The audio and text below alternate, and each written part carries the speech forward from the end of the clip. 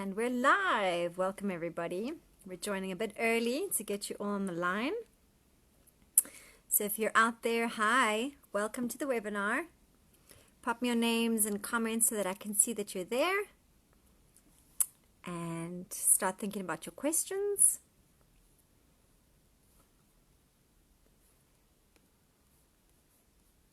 Anybody on the line? Hi, I can see a few viewers. Can you pop me some comments and let me know where you're joining us from? Our fourth webinar. We're doing a series of webinars to help you with your online teaching. So if those of you who are on the line already haven't seen our previous webinars, go and have a look on our itoiTEFL Facebook page. I did one on online teaching in general, getting set up. Teacher Audrey did one on teaching during COVID. Teacher Claire did one on getting a job, where to look. There's so much information that we're busy loading up for you to make your lives easy and successful.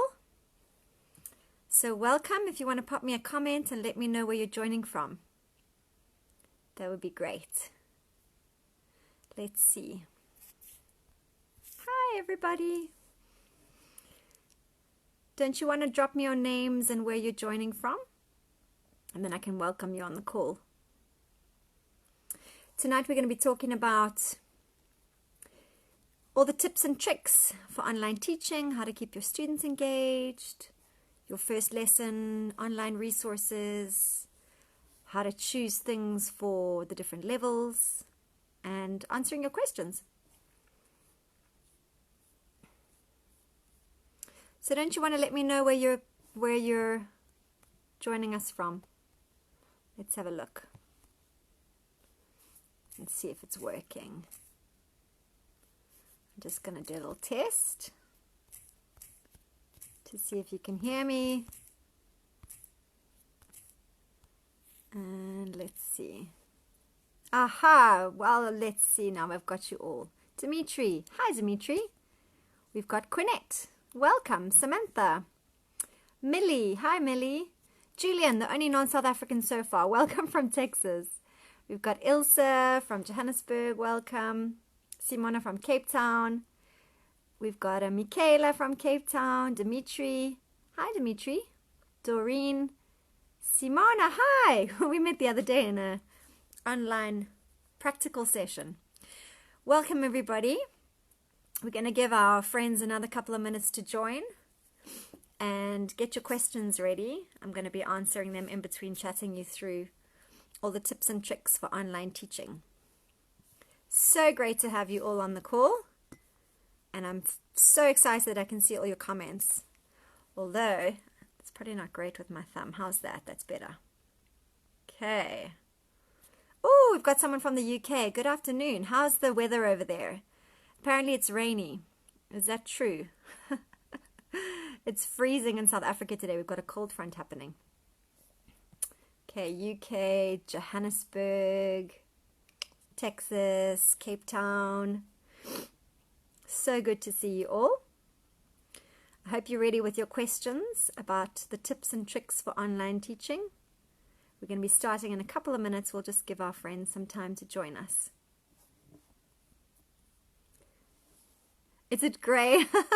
It's grey in the UK, according to Selvi. It's beautiful here, just very, very cold. Like the last time that we did a webinar, I'm wrapped up in blankets under the table. Oh, we've got from Colorado. Hi, Heather. And Marie from Philadelphia. Isabella from the Netherlands. Welcome. Got an international crowd. Fantastic. We're just going to give other people one more minute to join, and then I'm going to start off the webinar. I hope you're ready with all your questions. David, where's it bleak? Where's it bleak today? Oh, warm and grey, Marie. Oh, Josie. How's Josie today? Oh, Durban. Hi. Matthew. Great. Good to see you. Okay, I think we're there. Leslie from Joburg. Lots of South Africans. That's great, guys. It's good to get teaching. Cape Town is cold. There's a cold front all over the country. So hi, everybody. Welcome to our... Yay, we're getting away from cat. Fantastic. All set for our fourth webinar. those of you who've missed the other webinars, please go back onto the itoI Facebook page and watch them. Just so that you know, we're going to be posting this webinar once we're done chatting with all of you. We're going to be posting this on the itoI page, so you'll be able to have a look at the Facebook page, share it with your friends, re-watch, get information that you might have missed. Welcome to all of you. We have a lot of different people on the call. We've got someone in the Ukraine, we've got someone in Texas, we've got someone in Philadelphia, we've got a lot of folks from South Africa. We've got some folks from the UK, and we've got somebody from the Netherlands. We've got an international crowd. Fantastic to see you all. Welcome. So my name is Lisa, and some of you might remember me from the previous webinar. I live in South Africa, in the hills, completely off-grid, and I manage a TEFL career from here. When it's possible, I travel for some training work, but the rest of the time, I pretty much work remotely from my little office here in the Midlands. So it's very exciting to be able to share with you some tips and tricks for the online classroom.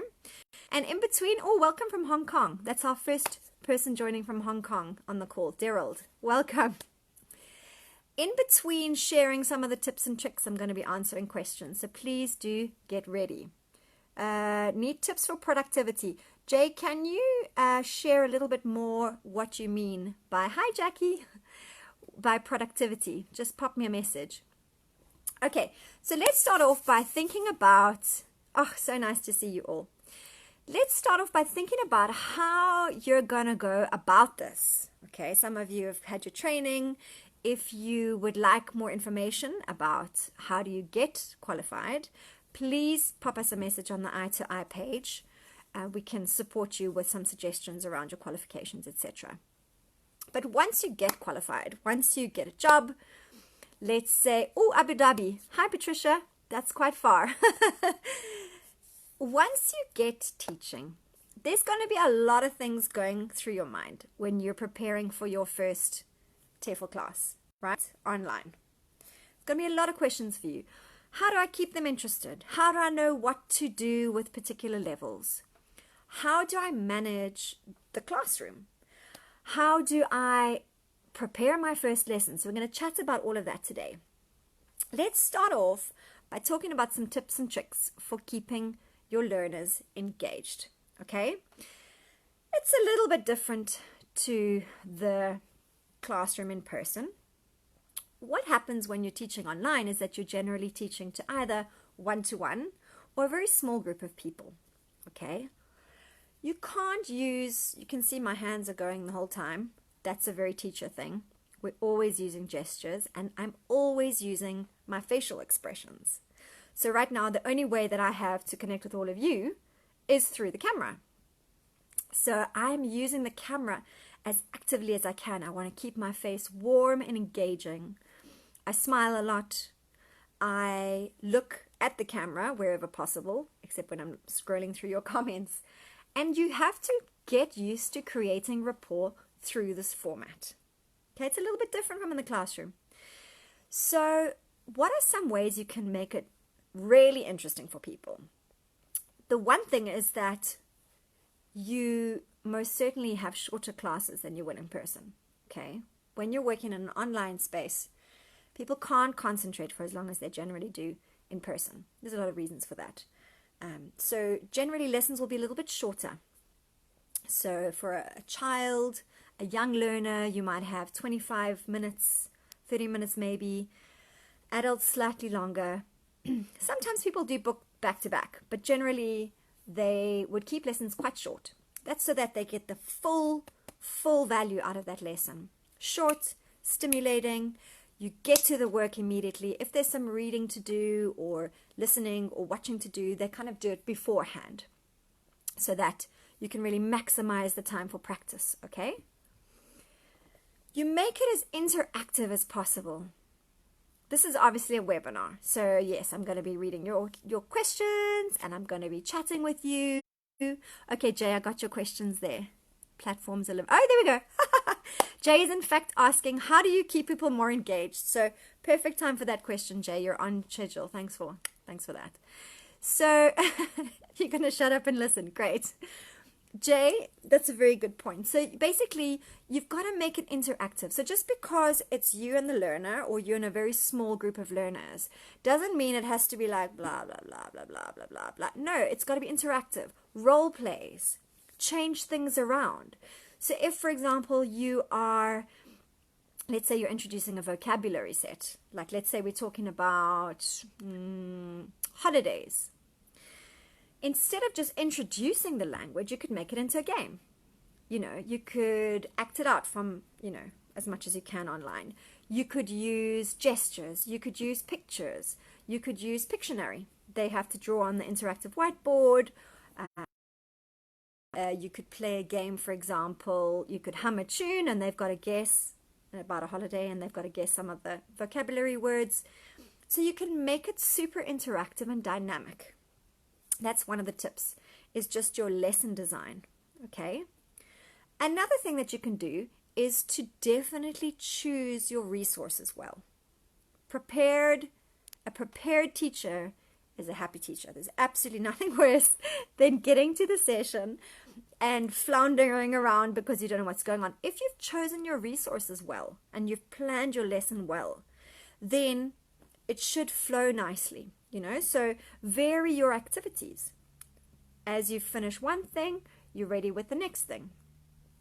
We're going to talk a little bit about, you know, what to do in your first lesson so that you know you've got backups, etc. But if you use good resources that are super interactive and are relevant to your learner and relevant to the level, you're going to keep them engaged. Okay?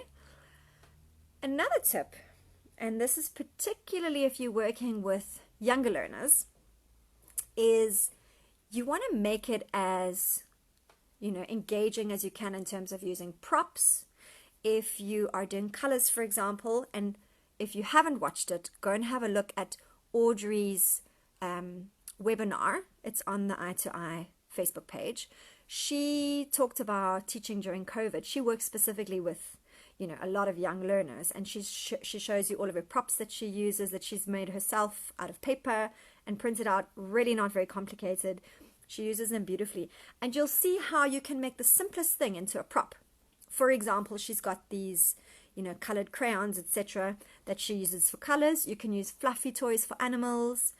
If it's for, let's say, business English or adult learners, your props might be slightly different. So, for example, if I was going to do a role play about a restaurant, then I might want to bring in a menu and show them. If I was going to, once again, talk about holidays, I might actually bring, you know, a passport or something to show them. So wherever possible, through the medium of the camera, bring it to life. Okay, another tip for keeping your learners engaged, particularly if they're young learners, is to use rewards. So let's say, for example, your student does so well, you can reward them with a star, you can give them a thumbs up, you can, you know, give them a virtual ice cream. There's so many things that you can do to keep it fun and engaging. If you are working with young learners, it's really fun to use songs and to repeat those songs. Games, songs, interactive. Older learners, role plays, discussions that interest them. Get to know your students. Keep it dynamic, change things up. So the thing that I always say, and those of you who listened to my last webinar, you might have heard this before, I'm going to say it every time. You want them to be a little bit out of their comfort zone, but not so much that they feel uncomfortable. Because if they're too uncomfortable, it can be a little bit intimidating and it can actually make them shut down. Okay, I'm going to have a look through some of your questions so that I can answer them. Okay, let's have a squiz. So my team's already on it, answering so many of your questions, but let's have a little look. Okay, so in terms of can work online, that is something that we've discussed in previous webinars, so do have a look, but I will recommend to you some places that you can look, which is the Love TEFL website. It's a jobs board. TEFL.com is a brilliant one. Dave's ESL Cafe. Those are all places that you can look for work online. Teacherway.com. there's really a lot of places, the itoI website. So yeah, there's a lot of places on the, if you go to the itoI.com website, they actually will break it all down for you of where you can have a look. Okie dokes, let's have a look. Some of your other questions. Okay, I see questions about payments that the team is taking care of. Does it take a while to start teaching? Good question. So what we're going to look at is the second topic, starting your first online lesson. And there's two different scenarios here. One is that you get a job, a wonderful job, teaching with an online school. Okay? Another option is that you could set yourself up as a freelance teacher. So we've got, as I said, we've sent you a whole lot of suggestions, and my team is busy putting some comments in there about where you can look for jobs. But if you get hired by an online school, that means that the academic team will have evaluated your new student before you meet them. Most likely they've set their level. They've done a needs analysis. They've spoken to the learner potentially about, or at least received something written from the learner about what they want to cover. What are some of their goals? For example, do they want to use English for work? Do they want to use English for travel? Do they want to study and pass an exam? So if you're working for an online school, all that information will already be available to you. If, on the other hand, you are setting yourself up as a freelance teacher, which we can talk about in a minute, I have some tips about that, then you would need to have done a test with your learner before you start the first lesson. So the first lesson, you should have an idea of what their level is, a little bit about them, their background. You might have a test, a physical test that they've done, or an online test that they've done already.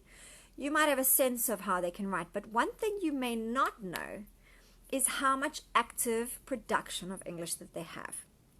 So when you're preparing for your very first lesson, you need to make sure that you have a lot of extra material ready, because you might get there and Sunny from China, for example, might be the most brilliant person in grammar and writing, but she may be very uncomfortable speaking. For example, Gabriele from Brazil could be very weak in his writing, but very, very strong in his speaking. So the first lesson, you don't want it to be a repeat of the needs analysis, of course, but you do want to be able to get a sense of their level without going into too complicated things. Like, for example, you're not going to do the third conditional or, future perfect, or if you even know what I'm talking about, otherwise Google them. You're going to go through like a general chat and background topics that they will be easy to engage on. Also because they're going to be nervous, they could be a little bit shy, they could lack a little bit of confidence. So first lesson, make sure you got lots of backup. Make sure that you have some kind of assessment of their level, either from your language school or you would have done one yourself. Make sure that you start off with general topics, make them feel at ease, ease them into it, and make sure that you're super on the ball, prepared, because of course the first class is where you really set up the dynamic. You want them to feel comfortable, like you got things, you know what to do, you know what's coming next, there's a flow to your lesson. So if you're working for an online language school, often they will have a platform that you can use that they train you on. And generally what happens, it depends on the platform a little bit, but generally what happens is that you click on the lesson, you click on the student, and you get, a little bit of information about them and a little bit about their level and their needs, and then their level, and based on their level, you get a choice of lessons, or there might already be a lesson kind of suggested. So that's very easy, because then you can just click on the choices or choose something to work through with them and go for it. Again, you wouldn't necessarily want to go too much in depth in the first lesson, because you do want to get a sense of, what the areas of strength and weakness are. you might consider going over some of the areas in their test, unless their level's a bit low for that and that would just be too complicated. But, you know, if it's a matter of choosing one or two things to go through with them and unpack other areas, it gives you a chance to kind of explore. If you're working freelance, which means either completely on your own, which you're very welcome to do, you can set up a website, you can teach through Facebook, you can do it all on your own, you can decide to network and market it yourself and then teach through Zoom. Or if you do want a little bit of support, and again, there's a lot of information about this out there, also on our site, then you can sign up to a range of different platforms that specifically match students and teachers. There's Verbling, there's italki, there's so many of them, there's a whole list of them. Actually, I made a list for you in case you asked, because I had the feeling you might ask this question. Preply, Lingoda, QKids, VipKid, these are all for little ones. Cambly, these are some of the people that you can sign up with, make your own profile, and learners go through and they book you. If you do it through there, you will be required to manage all of your own lesson planning, prepare for the first lesson, kind of structure the course yourself. Okay, so what else do you need to do? Another very important tip, I'm glad I took notes, is to practice with the platform you're using before you get into the class. Okay, nothing worse, and it can happen that the technical problems, we'll talk about that in a minute, but you don't want to be floundering, trying to figure out how to use the chat space, how to send them something. You want to check all of the stuff for your lesson. If you've got a YouTube link that you want to do or a song, check that it's working. There's nothing worse than sort of clicking on something in the class and suddenly it doesn't work anymore. That's a bit of a challenge. Okay, do you have... this is a good question from Louise. Do you have periods of unemployment, or would you say it's fairly consistent? Look, it really depends on the path that your career takes. So with online teaching, some people start off directly with a language school, and some people set themselves up on their own. If you set yourself up on your own, it can take a little bit more time, okay? I do talk about this a lot in the first webinar, so if you'd like to go and have a look at that, that was about a month ago. Look at the previous webinars on the Facebook page, and we chatted a fair bit about this. Also, online teacher, a lot of tips about looking for jobs, etc. In my personal life, I've been in this field for about 20 years, and I don't only work in TEFL. So I started off in TEFL. I started off teaching in Italy, and I taught and taught and taught, and ended up in academic management and started designing curriculums, which that's the part I really enjoy. I enjoy the training and the learning design. So that's what I focus on a lot now. I do a lot of these kinds of sessions. I do a lot of training sessions. So I train TEFL teachers, which I really enjoy. That's one of my favorite things. And I also do a lot of training and facilitation in South Africa. So, you know, more or less into the world of TEFL, depending on what else was happening in my life. There was a period, for example, where I ran a language school. There was a period where I focused on learning design. But for the last sort of 10 years, I've been working remotely increasingly, and particularly over the last 4 years when I moved to a farm in the Midlands, in the mountains of South Africa. And since then, I've pretty much been working remotely. And as I say,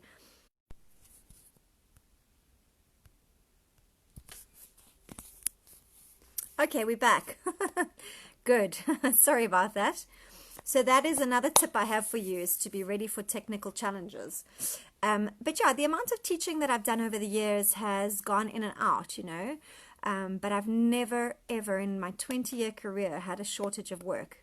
So what it does require is that you're flexible, Louise, and that, you know, if it's sort of not working in one area, that you try another area. And if you find that that area grows, then you grow that. And figuring out a niche, for example, that also can help you to really develop your skills. So, for example, if you're in kids, or if you're interested in business English, or if you're interested particularly in a niche that's specific to a particular language group. For example, let's say you support Arabic. That's a specific niche that also gets you more and more work. So I hope that's answered your questions. Let's have a little look. What else? Is there more? Yeah, so Lauren's got a question. Is there more student information when working through an agency? It wouldn't be so much an agency, Lauren, which would get you work. It would be through a school. And yes, what happens is if you receive a student through a school, you're working X number of hours, you give them your schedule for the day, you click on the student. There should be some information about the student. They will have already been tested and allocated a level. If you are the person managing the student booking, you will do some kind of test before you start teaching. You could also make the first lesson something of an assessment of their level, but before you start, it would be helpful to know. So yes, if you go through an online school, there's definitely more support in terms of, the level. Okay. Rates. Okay, I think my colleagues already responded to the thing about rates. Good question, Lauren. Another good question from you. How soon after getting a student profile do we interact with the student? Now, it depends on the online school. Some of the schools I've worked with in the past, you get into your schedule in the morning, and let's say an hour or so, depending on how long you need, before you start your day, you're able to click on each of them and go through what you need. Sometimes you can go through it the day before, but what can happen is that there can be a shift around. Let's say one of your students cancels, and then they replace it with another student. So you could technically look the day before so that you can start planning. But otherwise, a couple of hours before you start teaching in the morning, you'll be able to click on the student profile. What also happens is once you get, your rhythm going, people rebook with you. So that means that, you're able to already develop a relationship with the student. Their strong points, their weak points, etc. And you get to know them pretty quickly. Okay, let's have one more question. And then I'm going to go back to chatting about my tips and tricks. Okay, what do you say, Hayden? Thank you for this question. What do you suggest we do when you have a break in transmission, as just happened to me? So, I live in South Africa. We are quite challenged with internet issues. So what I do is I have 2 systems running at all times. Okay, I have my Wi-Fi system, and I have, let me show you, my portable system, which is this little guy. And that is actually a faster connection, but it sometimes breaks. Like that's what just happened now, because it's a internet and phone provider. So sometimes it breaks just like that for a minute. So what I would do in that situation, if possible, is I would have something that the student could work on. For example, ideas that they need to write down, or something that they're busy with, and you sort of leave them with that whilst you try to fix the technical issue. If you have a major technical issue, i.e. everything crashes, which can happen, it can happen in the world. The technical challenges are not in your control all the time. You can be as prepared as you like, and in order to be a professional, one has to be prepared. But what you can then do is make sure that you have a technical issues policy already agreed with your students. So they know that they wait a few minutes and reboot. They know, for example, that if it's a technical problem in the middle of the lesson, they get the lesson rebooked without a charge. They know that they switch to phones. Whatever your technical issue place, it's already agreed. Of course, you try to avoid them, but you also just go with the flow. You don't stop and go, oh my goodness, oh, what are we going to do? This is such a disaster. You just smooth. You just carry on as a professional. Okay? And that's another tip in general. So this online world that we're interacting in, and we're getting to know it, and there's all these kind of new ways of engaging through Zoom, through Google Meet, through Teams, through Skype. Okay, Skype's been around for a while. But just because we're now in this online shared space doesn't mean that we can diminish on our professionalism. It also doesn't mean that everything's always in your control. But whatever you can control, for example, your space, your environment, your appearance. You know, you can come to work in your pajamas below the waist. By the way, I'm not. But you could. And, you know, but as long as you are appearing to be in a professional manner, that you are on time, that you have a professional manner. Also, as we've been discussing in your first lesson, you set up the dynamic. It's one of the ways of keeping your learner engaged, is to kind of keep them on their toes. So you've got to be professional and keep things flowing and be prepared. So yes, technical issues can be a challenge, but if you know how to just flow with them, then they don't have to be as much of a kind of glitch as they could be if you stopped and started freaking out and got all upset and frustrated. And, you know, you've got to kind of, the show must go on, if that makes sense.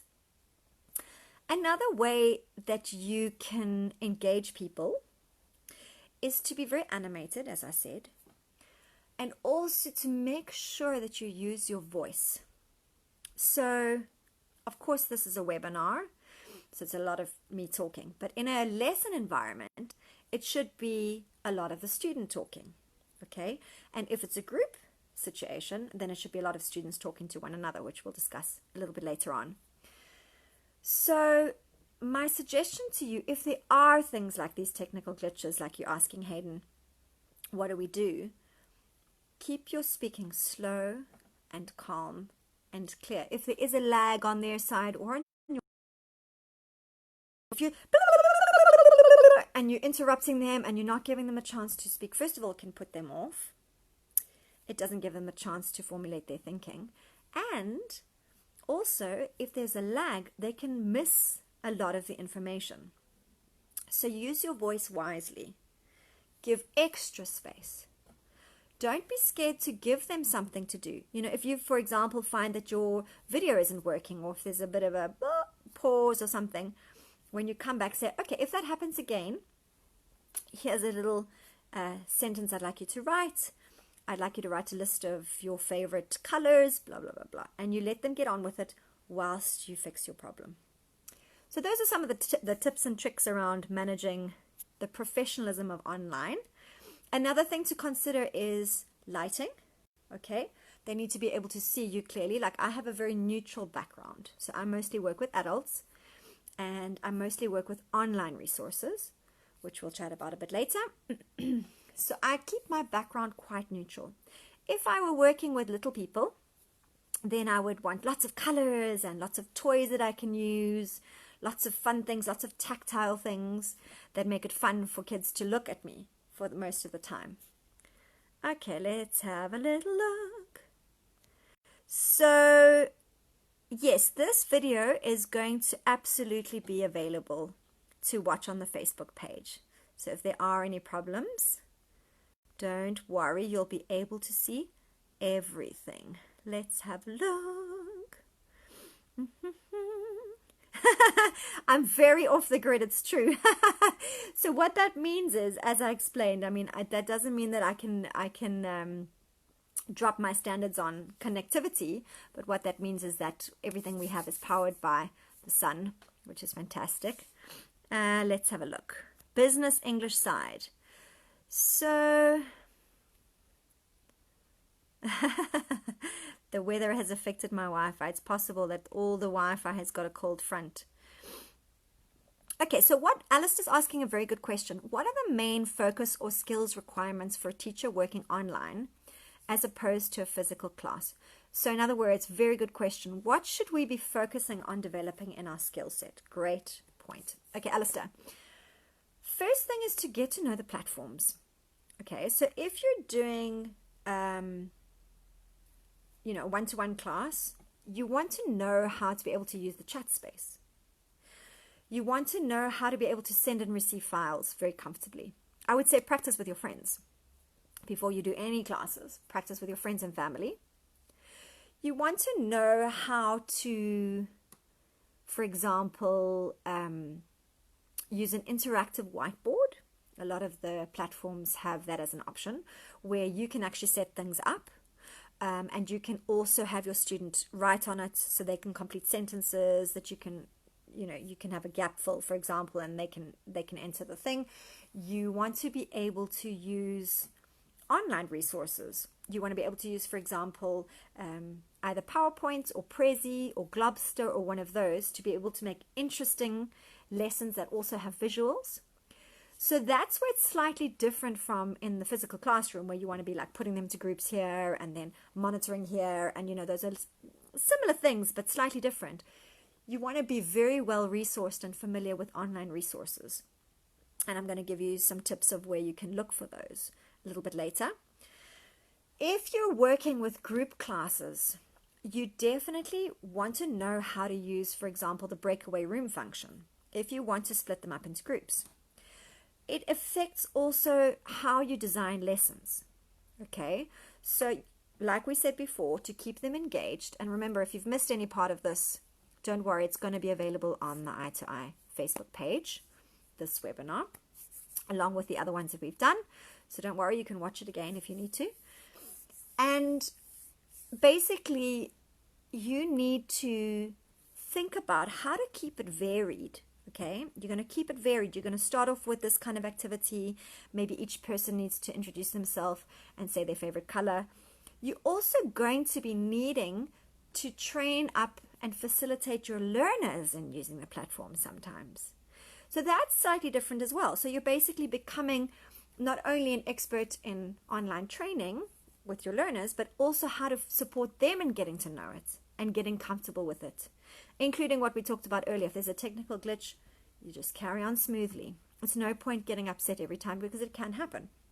So those are the kind of areas. You're also going to need to get familiar. You can have a look, and I've got a list here for you that I made. TED Talks, brilliant, above a certain level of learner. We'll talk about that later.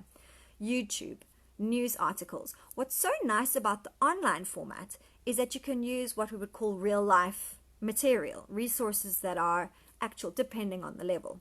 If your learners are slightly lower level, you might want to use specific TEFL resources so that they're not taking on more than they can handle, Breaking news, English, free English lesson plans. Just type these in and you'll get the pages. Lesson plans, Digger, Macmillan English. One of my favorites is the British Council website. I think it's teachenglish.org.uk. Fantastic stuff for online, using English. That, amongst other things, like learning to work with, as I said, presentations, if you want to put together visuals and things like that. Interactive whiteboard is your friend. Chat space is your friend. Material is your friend. That's slightly different, to answer your question, Alistair, from the live format where it would be books and cutting out games, story.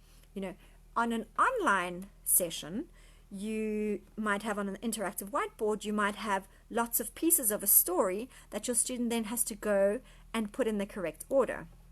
So I would say, like, technical fluidity, getting to know the platform you're working on, learning how to give your learners space to think and respond in the online format, getting comfortable with the technical challenges and requirements, knowing what's out there. There's so much. We're living in an age where you're not short of resources. So that's the one really good advantage of working online.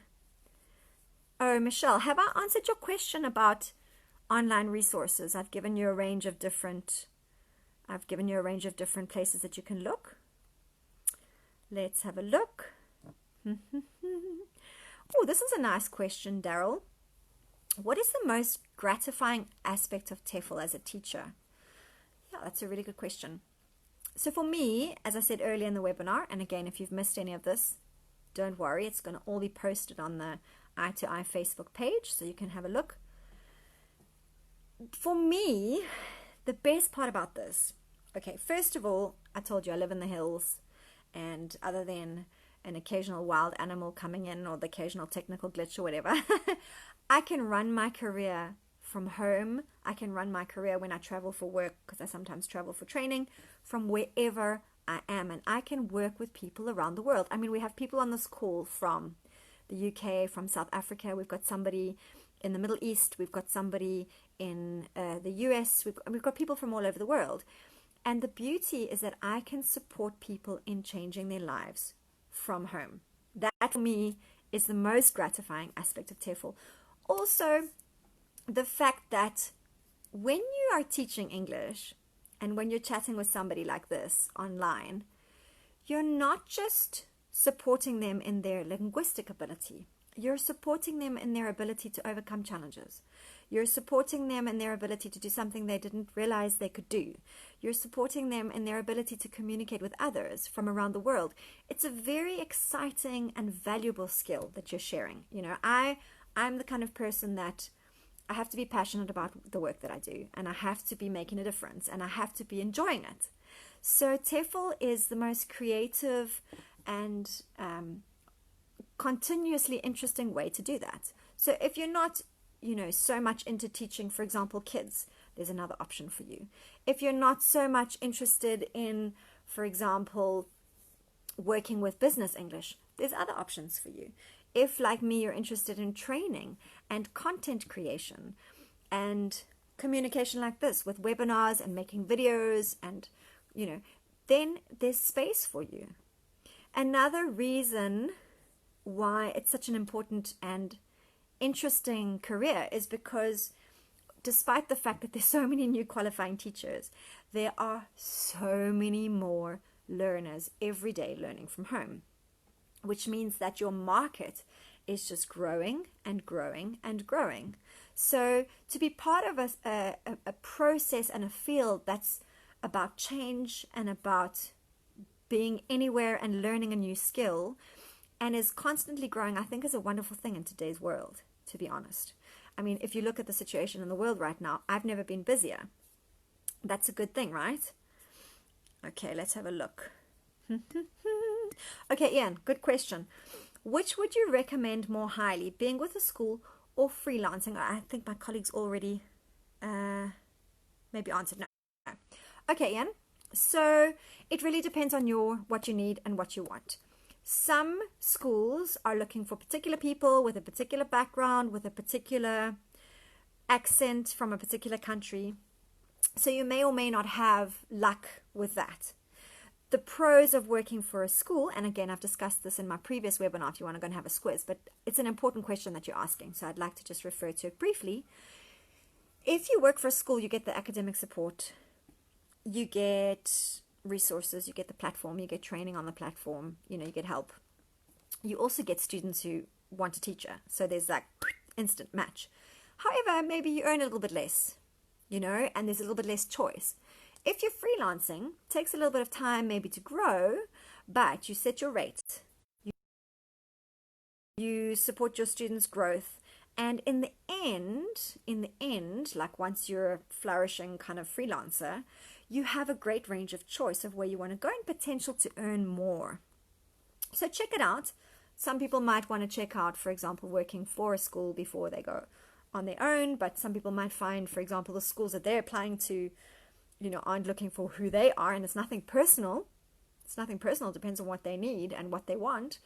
Then it might be worth you just starting your own thing and getting going.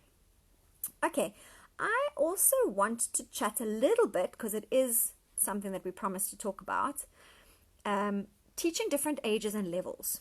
Okay, so again, we've chatted a little bit about where you can go and look for resources. I'm sure my colleagues will pop some of the sites on there. It's really important that you get your resource and lesson plan and materials, etc., appropriate for the age. First trick, when I train teachers, they all come with these wonderful lesson plans for 5-year-olds that include writing down words, etc. Look, if they're under 6 or 7 in some countries, they generally don't read or write. So you got to start off with those basics. You know, how old is this person? Can he or she read or write? If not, well, I'm going to use visuals. I'm going to use images. I'm going to use songs. I'm going to use a lot of vocabulary repetition. Okay, so you've got to start with that. Then you've also got to look at their interests. So, for example, a teenager might be really into talking about social media. somebody who's 85 and not really that interested might not be. So topics appropriate. If you, for example, and if you want to have some tips on where and how to find what the levels are and what, what tests you can use, British Council has some great tests, by the way, if you want to look there. Also, if you want to get a sense of what the levels can and can't do, for example, what can an elementary person do and what can't they do, just type in elementary TEFL syllabus online and have a look. There's so many resources, as I say, out there. And if you just look at any ebook or any kind of curriculum, it'll show you the breakdown, and they'll generally be quite similar. There will be different topics, but for example, an elementary syllabus will start off with, the verb to be, and then the verb to have, and then, introductions and greetings and then, go up to sort of past simple, and then future simple, and then blah, blah, blah, blah. So if you want to have a look, just Google pre-intermediate TEFL syllabus, and it'll tell you there. There's also the European Common Framework that shows you what the different levels mean and what they are. And so, for example, if you're doing a lesson with a pre-intermediate person who has never done, the second conditional, if I were a TEFL teacher, I would be very successful. That's the second conditional. If they haven't met that yet, it's pointless designing a class that assumes the use of that. So that's why you've got to choose appropriately. You've got to choose appropriately according to what you want to introduce in that lesson. The nice thing about online learning is that, because it's a shorter, more intensive period of time, maybe it's 30 minutes one-to-one, they need to leave the lesson using that thing. So whether it's a grammar point or whether it's functional language, for example, being able to, book a plane ticket or something, they need to leave being able to use that.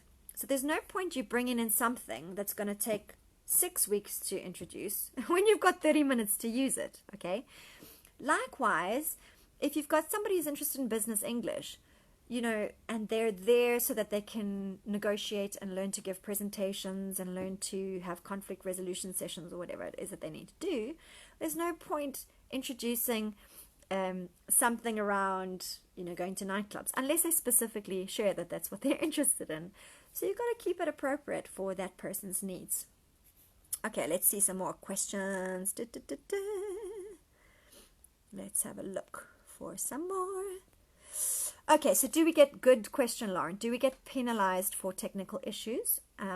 Yeah, so no, everybody has technical issues. One has to do what one can. So, if every single time a student has a class with you, they have a problem, they're going to give that feedback. But if it happens, I have been working in this field for 20 years. I've been online for 10 years. And even though I've just had a challenge now this evening, and also on my first webinar, that was a different challenge, I think. I generally can count the number of times I've had to cancel anything, including Zoom meetings, which I have every single day of my life. I managed 2-day strategy workshops with 57 people on the call, and I'm trying to think, maybe 5 times I've had to cancel something, just to let you know. Or, yeah, there've been like pauses or delays or lags, or the student has problems, particularly in certain countries. But I've had to cancel class for technical issues a handful of times, to be honest, and meetings. And sometimes it's as simple as reconnecting without the video, which is not ideal. But that's why you have a technical issues policy already in place, so that, there doesn't have to be this tension around, oh, I haven't got what I paid for, I haven't got the value. Oh, the teacher's going to reschedule that lesson the same time next week, and I'm not going to have to pay for it, for example, whatever that is, so that you know. Okay, let's see. Let's answer some of your questions. Nazreen, you're asking about South African accents. Are they really liked by online teaching platforms? Is this true? It really depends. South African accents, we're quite popular because we sound like we're British, but so they could sort of, if people wanted to learn with a British accent, they could sell us as that. But we have most of us, neutral accent. In other words, it's not a particularly difficult one for second or third language people to learn. But it really depends on the employer. It really depends on the needs. You know, for example, some schools will specifically look for American accents or American teachers because they might be training the TEFL exam, which is a specifically American exam. We just don't know what their particular brief is of what they're looking for. But it is true, and I have heard, for example, I managed a school in Rome, and we had like a policy that the student would work with a particular teacher on an ongoing basis so that he or she could follow their progress, but then in between they would alternate with other teachers so that they could have exposure. And I had teachers from Scotland, from Australia, from New Zealand, from South Africa, from the States, from the UK, from all over. And they would find the South Africans sometimes simpler to understand, and they found my one absolutely darling Australian teacher. They all used to say she's the most wonderful teacher, but what is she saying? Some accents are more difficult for them than others. Let's have another look at some of your questions. Oh, good questions, Nomaliso.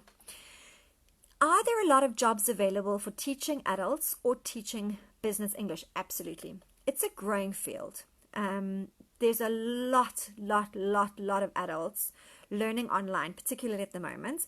In fact, this was a growing field anyway before pre-COVID. And it's even increased now because a lot of people are working from home and not able to go to a physical school.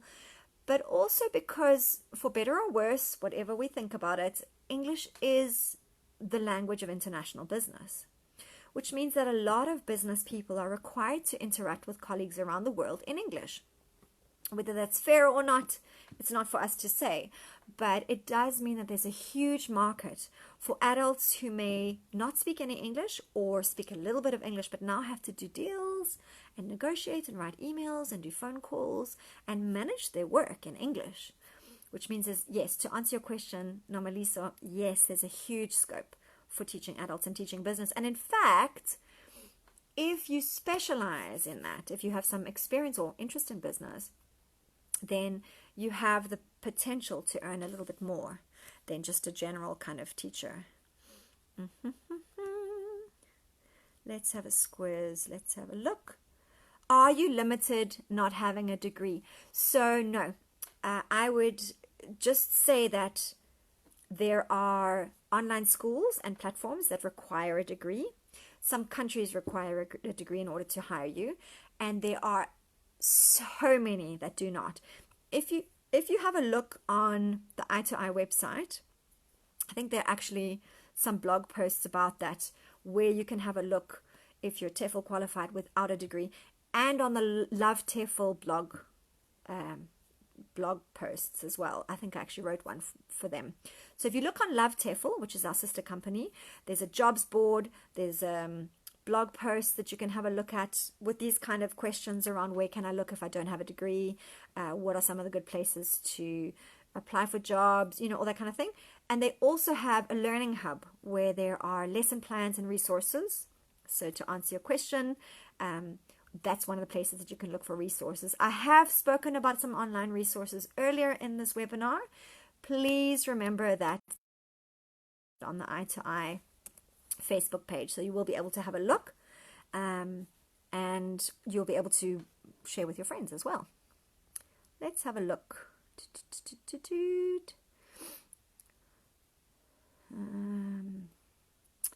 Are there... what other questions have you got, my dears? What other questions have you got for me? Aha, good. Another good one from Lauren. You're full of good questions, Lauren. Being an online English teacher, what are some of the difficulties if you don't come from a teaching background, and how can you overcome them? Very good question. Some of the challenges that you might face, aside from technical, which we've already discussed, the ways that you can overcome this, is, you know, this thing of needing to work in the online space. So we spoke a little bit earlier about what are some of the skills that you need to develop as a TEFL teacher online as opposed to in person. And I would say one of the things you need to figure out is how to be effective through the platform of the camera and the platform, for example, of the chat space. How to be comfortable with that. So how do you overcome that? Well, you practice. Okay, you practice that. Some of the challenges as well, I'd say for somebody without a teaching background, although this doesn't have to work against you, because sometimes teachers can, what we call teachers, so people who were previously teachers and have come to TEFL, they struggle sometimes to default to getting it from the student as opposed to giving the information, okay? And that even more so maybe in the online format, because you're sitting there, there's silence. You don't know if your student's going to respond. You don't know if there's a technical issue. You don't know if there's a lag. But you want to fix, okay? You, as you say, you maybe don't have the teaching experience. You don't have those TEFL principles, skills. But if you do the course, you learn them and you practice them. But that can be one of the trickiest things, is letting your student do the work, okay? And how do you overcome that as well? You learn the skills, of course, and you practice. But you also see, once you start teaching, you can see the benefit of not doing the work for them, if that makes sense. You see how they progress, and you watch how they really grow from you not spoon feeding them. Elicit rather than explain. That's one of the TEFL principles.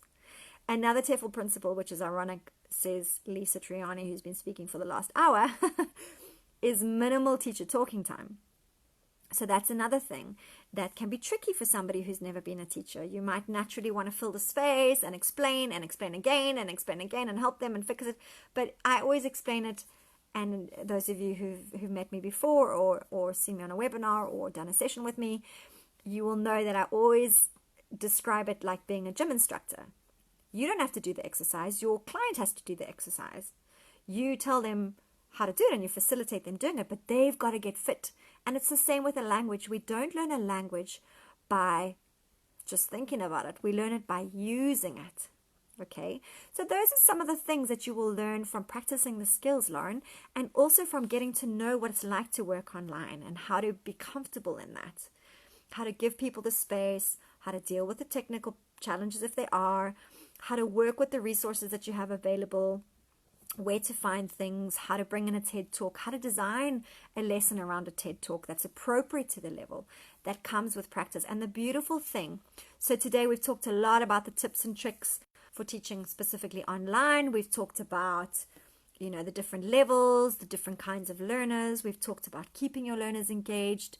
We've talked about some of the resources that are out there. And again, please keep checking the itoI website, because there's so much information on there. Also on, where to look online. There's an online tutor guide, and the itoI Facebook page where we have previous webinars, and there's tips and, tricks from all the different specialists. But also just remember that this teaching thing, it's an unending journey of learning. As I say, I've been in this field for 20 years, and I'm still learning. Like, I've only recently started using breakaway groups. I've been working remotely for 10 years, and now I use breakaway groups where I can pair them off and they can chat with each other, and I can go and look in their room, and then they can come back and tell me what they've learned. So you just start. And that's the beautiful thing about this field, is that we have a need out there in the world for people to learn English, and we have a service, which is you guys, and your interest and your desire to teach. And this online space that we have matches those needs and allows you to make a living. So if you haven't already, get yourself a TEFL qualification, okay?